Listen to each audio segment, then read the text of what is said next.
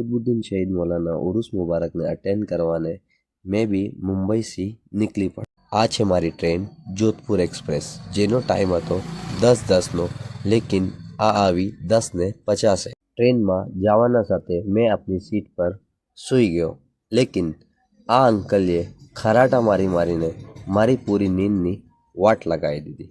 અહેમદાબાદ સ્ટેશનથી બહાર નીકળ્યા બાદ સૌથી મુશ્કેલ કામ હોય છે રિક્ષા પકડવું, કેમ કે રિક્ષા તો ઘણી હોય છે, લેકિન કોઈનો ફેર સહી નહીં હોતો।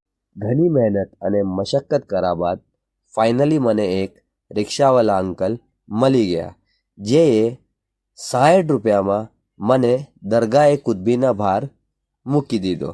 આ છે દરગાહ કુતબીનો મેઇન ગેટ, જ્યાંથી સગલા મોમિનીનને એન્ટ્રી લેવામાં આવેલું।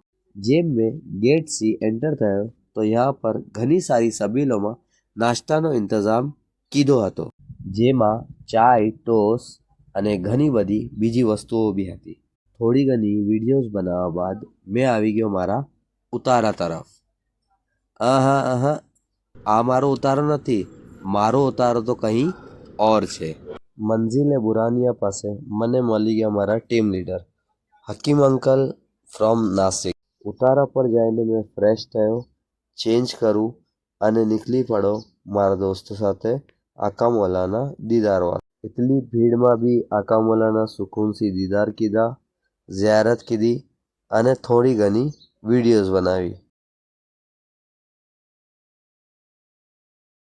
ઝિયારત કીધા બાદ આ ભાઈ સાથે થોડી ઘણી વ્હીલચેરની ખિદમત કીધી। તે બાદ થોડો નાસ્તો કીધો અને અમે हमारी खिदमत वास्ते નીકળી પડા। અમને મળેલી મવાઈદની ખિદમત, જેમાં કાઉન્ટર નંબર 2 પર અમારે સગલા મોમિનીનને જમાડવાનું હતું।